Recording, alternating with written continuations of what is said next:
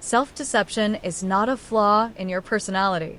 It's not some deep, unchangeable trait that you were born with. It's a habit, one that you've built and repeated over time.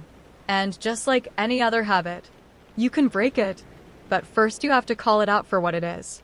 You have to stop hiding behind the label of "this is just the way I am" and realize that lying to yourself is something you've learned to do. To cope, to protect yourself, and to avoid pain. But that protection, it's a cage. It keeps you stuck.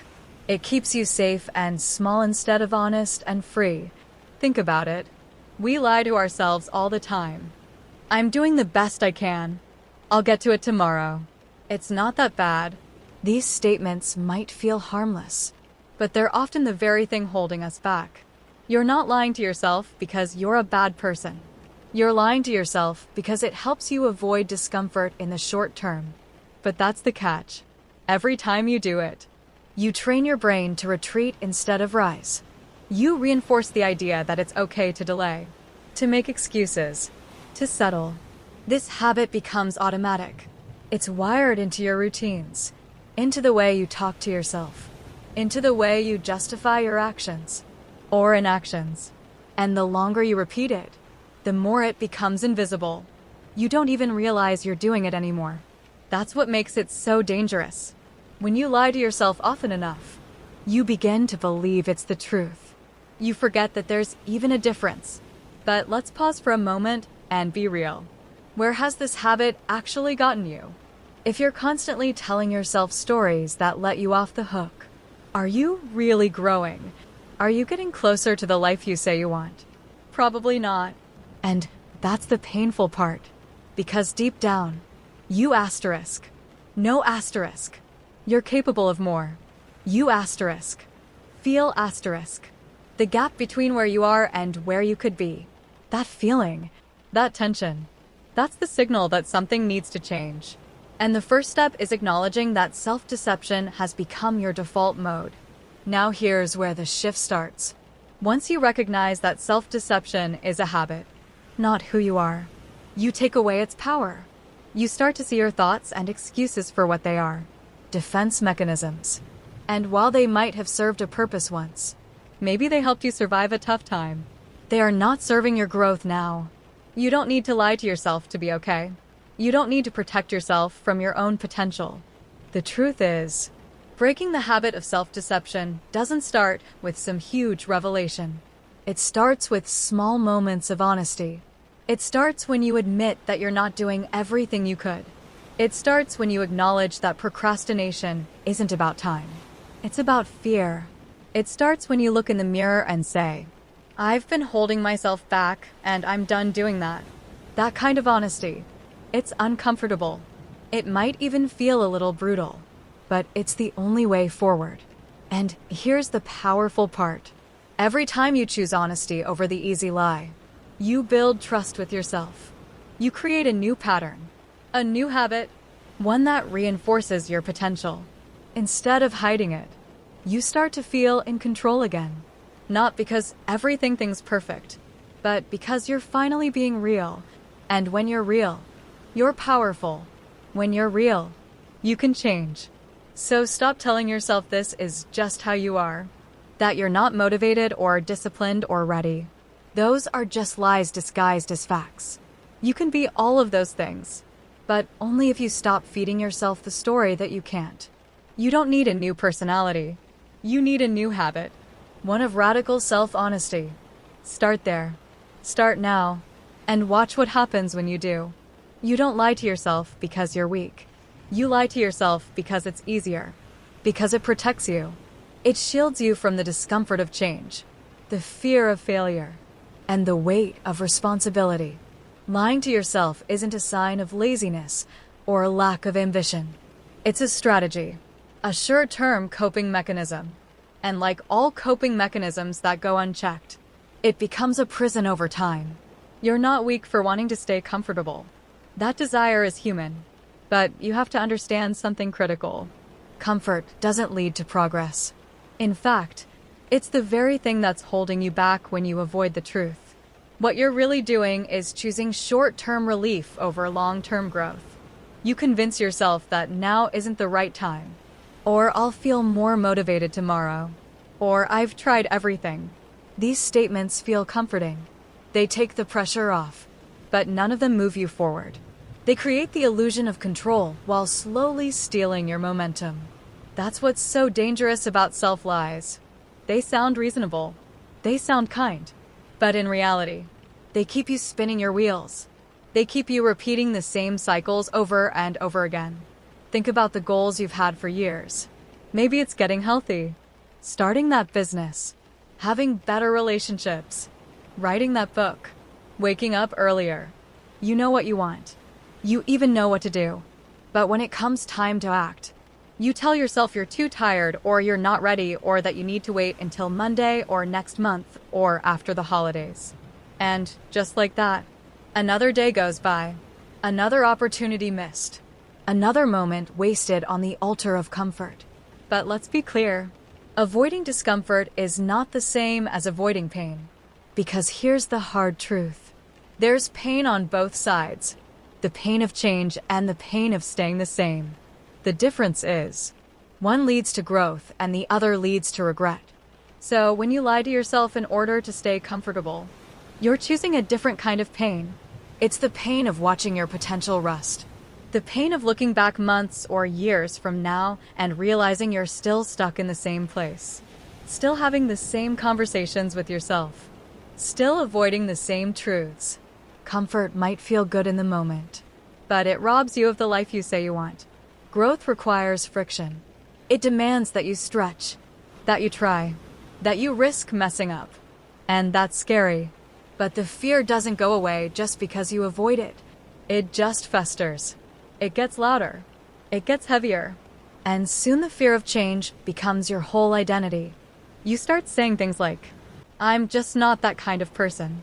Or it's too late for me. Or I've always been this way. Those statements are lies dressed up as personality traits. And the longer you repeat them, the more you believe them. You cannot grow and stay comfortable at the same time. You have to choose.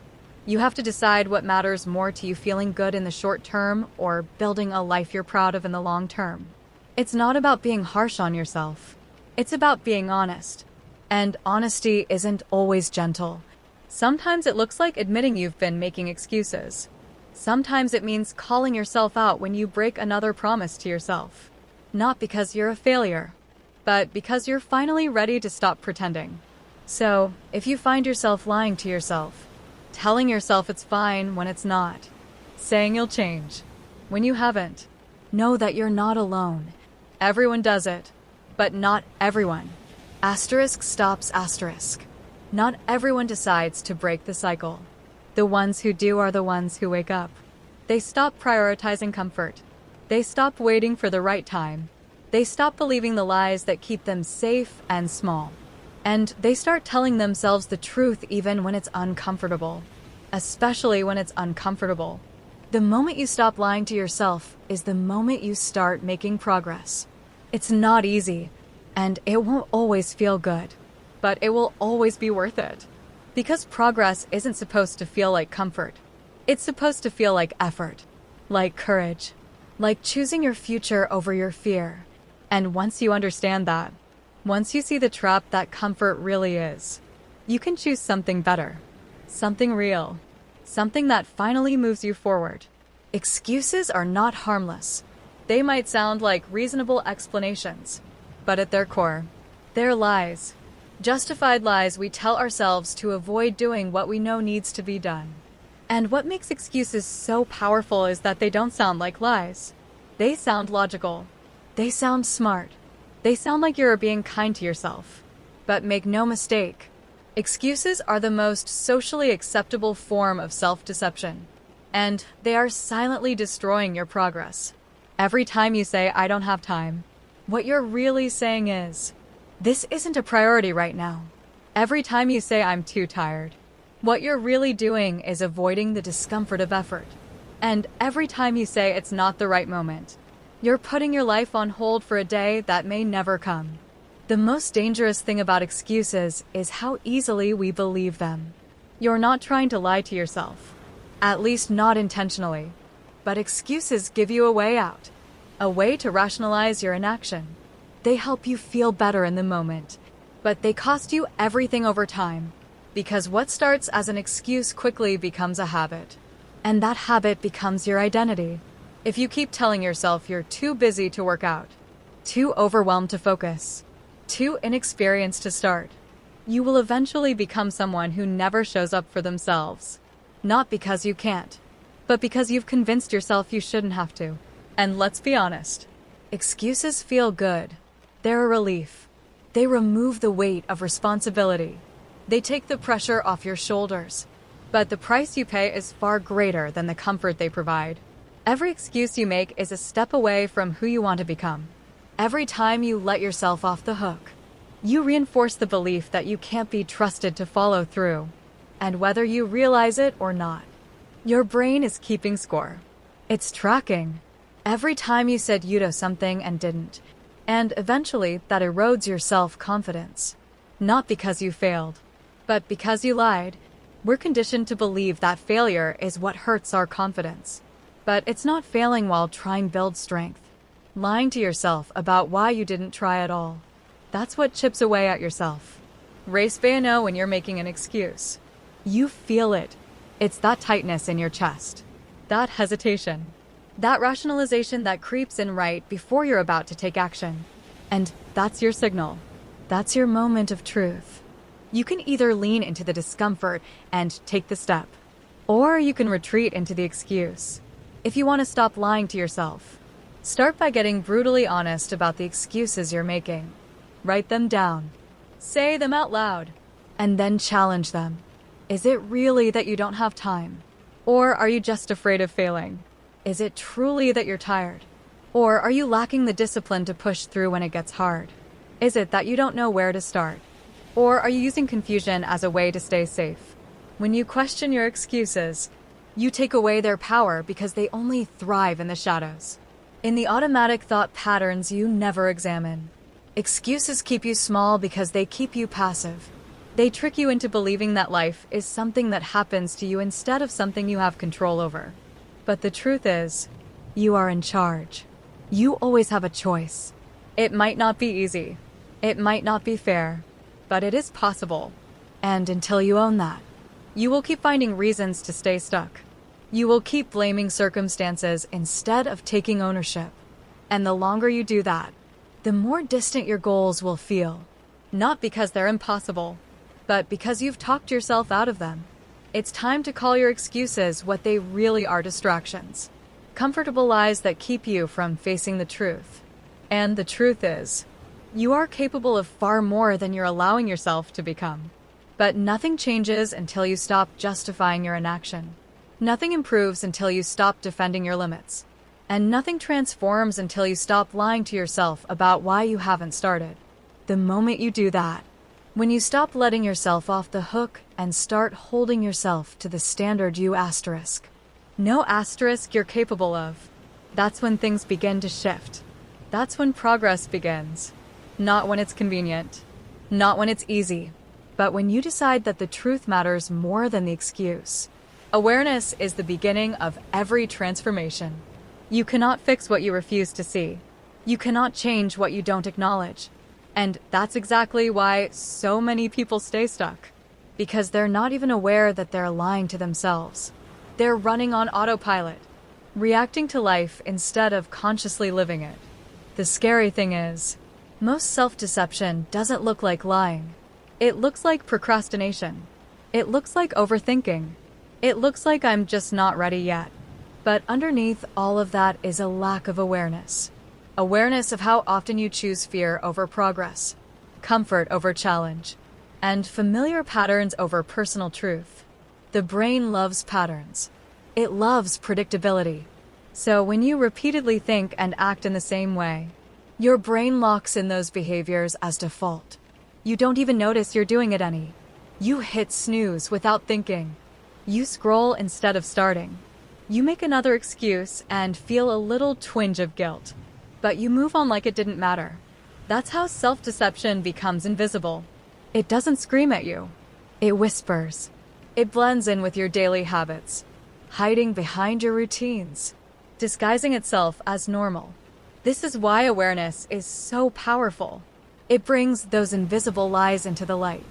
The second you become aware of the real reason you're hesitating, everything changes. Maybe you've been telling yourself you don't have enough time, but with awareness, you notice how often you check your phone. Maybe you've been saying you're too tired to work out, but with awareness, you realize you're staying up late watching shows instead of protecting your energy. That's the moment you wake up. That's when you stop operating on old programs and start taking responsibility for your choices. And responsibility isn't about blaming yourself. It's not about guilt or shame. It's about taking ownership. It's about saying, I see what I'm doing and I'm ready to do something different. But you can't take that step without awareness.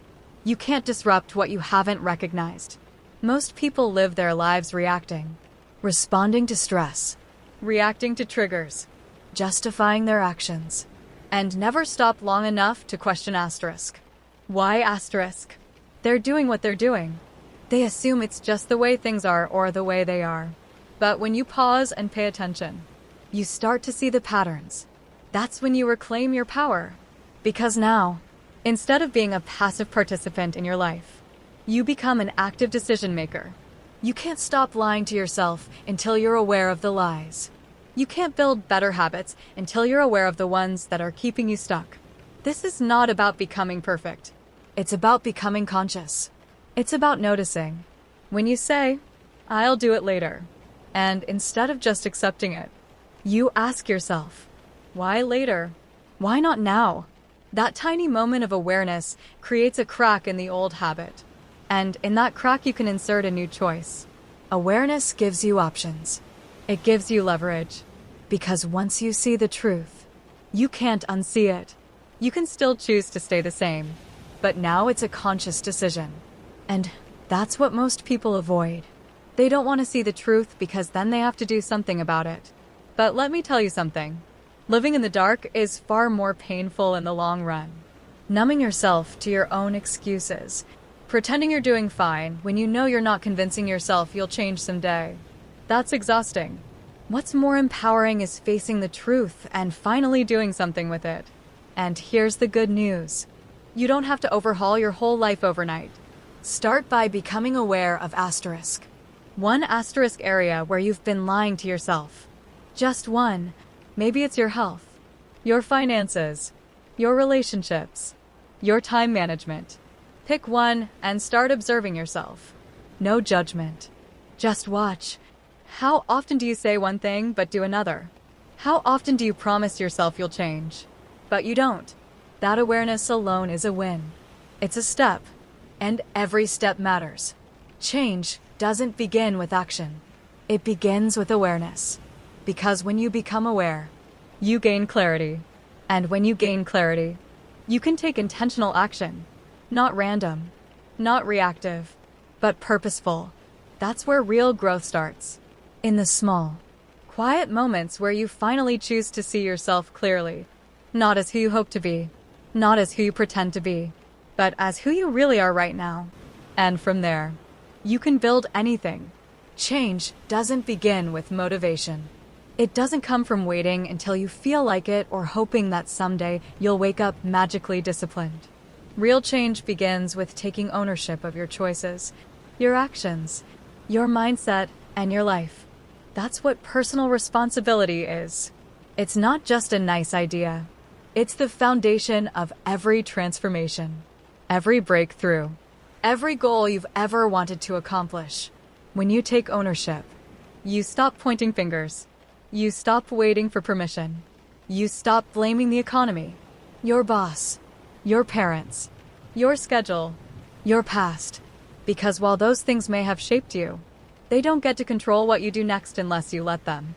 And that's the real power of personal responsibility. It puts you back in control. It shifts your identity from a passive observer to an active participant in your own life. Most people are walking around believing they're powerless because they've given that power away. They've handed it over to excuses, circumstances, other people's opinions, and temporary feelings. And the longer you do that, the more disconnected you feel from your own potential. But the moment you decide, this is my life and I'm responsible for how I show up in it, everything changes. Not because things get easier, but because now you're finally holding the pen. Responsibility doesn't mean everything is your fault. That's not what we're talking about here. Some things that happen to you are outside of your control. Life throws curveballs. People let you down. Setbacks happen. But responsibility says, even if I didn't cause this, I still get to choose how I respond to it. That's a different kind of power. That's the kind of strength that builds resilience, character, and momentum. Because when you own your response, you reclaim your ability to move forward, even through chaos, even through pain, even through fear. But let's be clear, taking ownership is hard. It means confronting your own patterns. It means being honest about where you've been, procrastinating, avoiding, or playing small. It means realizing that the results in your life, your health, your relationships, your finances, your Tamar, reflections of your choices, not just your circumstances. And that's a hard truth to swallow. It's much easier to believe that the reason you're stuck is because something external is holding you back. But if you keep believing that, you'll stay stuck forever, waiting for something outside of you to change before you do. Taking ownership means you stop asking, why is this happening to me? And start asking, what can I do with this? That shift in mindset is everything. Because the truth is, no one is coming to save you. No one is going to swoop in and make you consistent, motivated, or disciplined. That's your job. And when you finally accept that, it's on you. Not in a guilt-ridden, pressure-filled way, but in an empowering way. You step into a new level of freedom, because now you're not waiting anymore. You're acting. You're choosing. You're building momentum. Even if it's slow, even if it's messy, even if it's hard. And yes, it will be hard. Ownership requires daily discipline. It means you do what needs to be done, not just what feels good in the moment. It means showing up when it's inconvenient. It means sticking to the promise you made to yourself, even when no one's watching. That's what separates the people who talk about change from the people who actually create it. Ownership isn't flashy. It's not loud. It's the quiet decision to show up for yourself over and over again, especially when it would be easier to give up or blame someone else. But the payoff, it's massive, because when you live with ownership, you build trust with yourself. You create momentum. You start to see results, not overnight, but consistently. And those results fuel more action.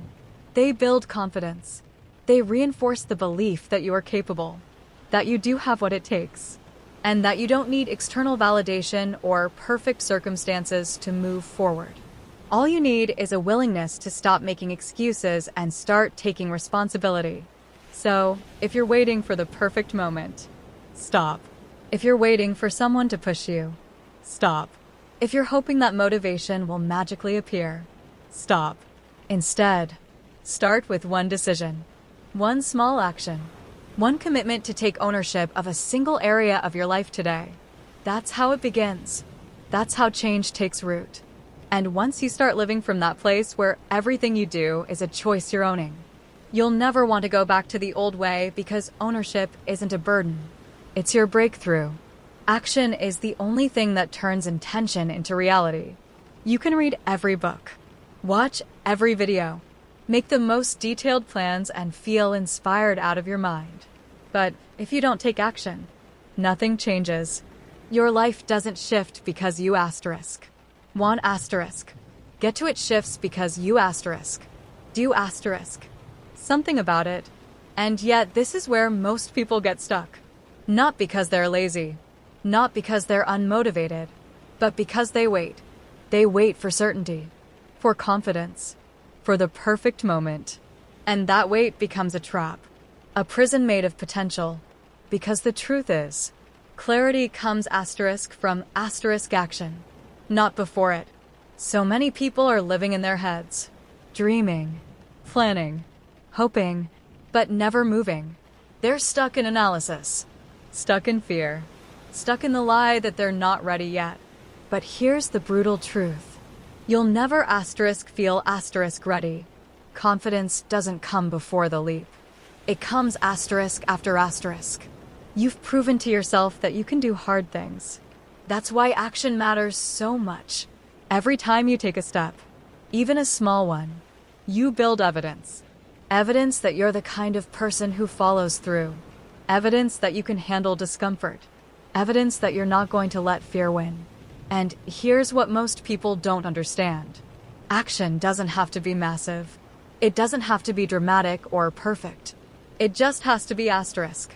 Real asterisk. Sending that email. Showing up at the gym. Saying no to something that drains you. Waking up 30 minutes earlier. One step. Then another. Then another. Momentum is not magic. It's motion. And the moment you start moving, you start learning. You start seeing results. Not always instantly, but enough to prove to yourself that progress is possible. There will always be fear. Always fear of failing. Fear of judgment. Fear of not being good enough. But fear doesn't go away by thinking. It goes away by doing. Action neutralizes fear. It shrinks the voice in your head that says you can't.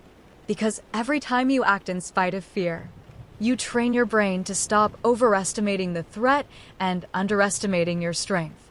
You become bolder, not because the fear disappears, but because you stop letting it decide.